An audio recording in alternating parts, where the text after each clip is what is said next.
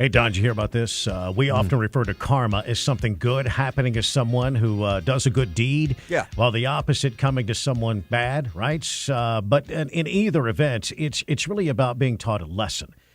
Karen Vincourt, she'd learned that earlier this month after stiffing her waiter out of a tip at Patsy's Pizzeria in New York City because she apparently didn't like his response to a question about a menu item. Okay. Well, as she departed the restaurant, Vincourt left behind on the table her life savings in the form of a cashier's check valued at $424,000. It was a mistake. What? Rather than tossing it, Armando Marques, the 27-year-old medical student, the waiter at the pizzeria, he gave the check to his boss.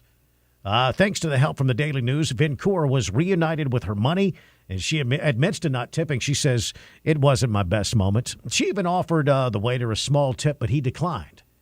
It's pretty interesting. Wow. Yeah. Talking about karma. Is there a good reason to skip tipping? Do you take it out of the way? I guess it depends on the situation, right? I can't think of, well, first of all, I'm just thinking of I think we've talked about this recently. I was at Panera the other morning, and up on the machine, I put my card in. Then you have the choice of whether you want to tip or not. Right.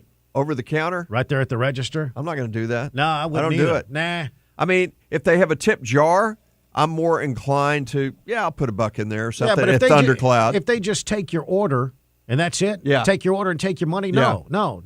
There's no need for a tip then. I'll tip at Thundercloud because they just made my sandwich and I want to help them pay for piercings. Correct. But not tipping a waiter, I can't remember the last time I did not tip a waiter, but certainly I will bring that tip way down if I don't like what you've just done. Do you punish the waiter if the food is bad?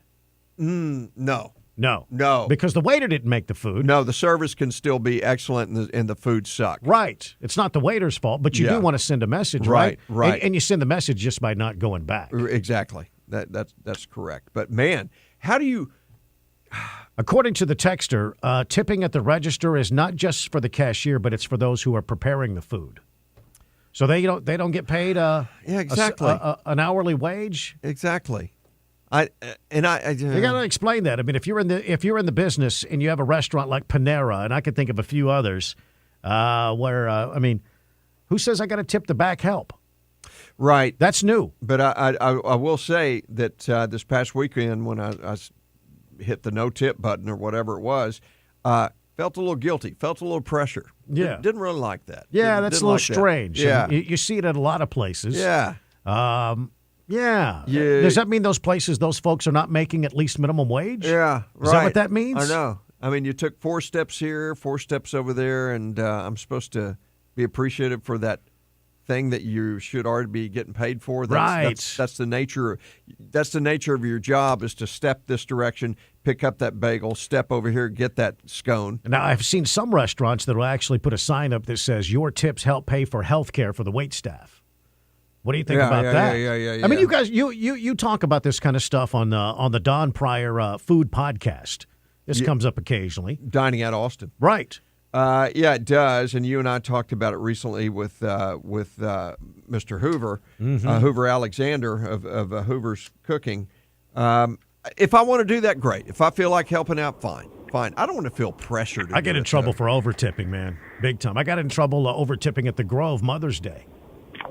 I got in trouble. Mom got mad at me. What'd you overtip? I mean, what? I overtipped quite a bit. I mean, my standard's 20%. I think Jim has the same philosophy. Jim's on 1431. Jim, what's on your mind? Good morning, gentlemen. Yes, Good sir. show. Yes, sir. Yeah, I like to start at 20%, and if things go downhill, so does the tip. But if I'm equally impressed, I give above 20. Yeah. Yeah, it depends on the absolutely. situation and how the service is and how the conversation goes. And if she's cute and speaks friendly to me, the guy at the end of the table that's paying the bill, she's going to get more. Yeah. Well, also you cannot you can't blame the waiter, the server for the food quality, but you can blame the server if your food is wrong.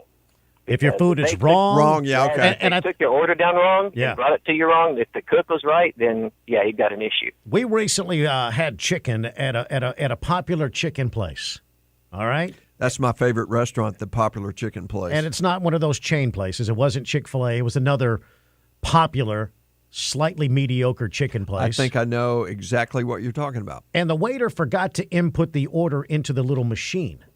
He took our order, came back about 15 minutes later when we probably should have had our food, and said, my apologies, they're backed up in the kitchen, and I forgot to input the food in the machine. I forgot to do my job. And I immediately thought, well, wait a minute. Is the kitchen backed up, or did you forget to? Or did you screw up? Yeah, is it the kitchen's fault, or is it, Sound like his fault. I didn't ask that question, but the food came really late. Sound like he gave you a lame explanation. He did. He did. He made a mistake. Right. And yeah, that's you don't get the full 20% in that regard. If I have a really good waiter, which I'm thinking of one recently we had at a hotel in New Mexico that was so outstanding in every way, every aspect of it, I'll overtip or go over 20%. And also, I want to make sure that they know how much I appreciate it. I'll tell them. Mark in Cedar Park, good morning. You were outstanding. Hey, good morning, fellas. Hey. Last caller kind of hit the nail on the head.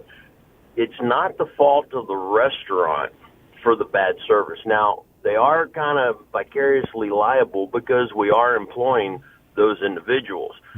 But one thing, like he was saying, I'm not going to say it again, if the food is correct, and everything's good but bad service, then by all means, don't tip that server. They work for tips. By all means, if you have an issue, contact the manager before you leave the restaurant. Give them the opportunity to make it right, because we want to fix these issues, but so many times after the fact in this day and age, people go straight to social media and, this was horrible. What was horrible, the server or the food quality? Because it's night and day, and the servers, they're all about self-preservation. Sure. So you go to the manager and you say, hey, the food was great, but the service was lacking, just to let them know that. Okay, that's fair. Yeah, let them know, because we want to get you back in, and at my place, we go the extra mile. We try to get people back in the door, give them, our email addresses, say, hey, come back in, let us make it right the next time. Don't just bash us, You want to say there's a human element. You want to say the name of your restaurant? If you want, I've talked to you on the line before, the Oasis. So we employ quite a few people. So you know what, Mark? Props to the Oasis. There was a time a few years ago where it had a reputation of having mediocre food. You guys have upped your game big time. Big time. That's a great. The menu is incredible. The scenery. I've always gotten great service at the Oasis. Yeah. Well, we really do appreciate it. We have been trying like crazy, but it's one of those things. Just give us an opportunity, and that's not just for us, that's anyone. The managers are very willing to help make things right prior to leaving the door. Good point, Mark. Talk to them. Yeah, good point. Y'all have a great day. You too, Mark. There you go. Thanks for tuning in. Yeah, appreciate that. Yeah, they've upped their game in a big way with their food. Kyle is on 2222. Good morning. Good morning. Yeah, y'all talking about tipping the wait staff, and et cetera. About 40 years ago, I was a line cook at a major restaurant here in Austin, and Bob Hope came in there, and as that line cook, I cooked his New York strip. He said it was perfect, and he gave me a $20 tip, and ever since then, I've always tipped the cooks when the meal came out good. And my question for y'all is, have y'all ever thought about tipping the cooks? You know what? I've never have. I got to be honest with you. I don't keep that in mind. Never thought about it, but you know what? That's a good thought. I do give when you walk by the sushi bar, you got the crew behind the counter there making sushi.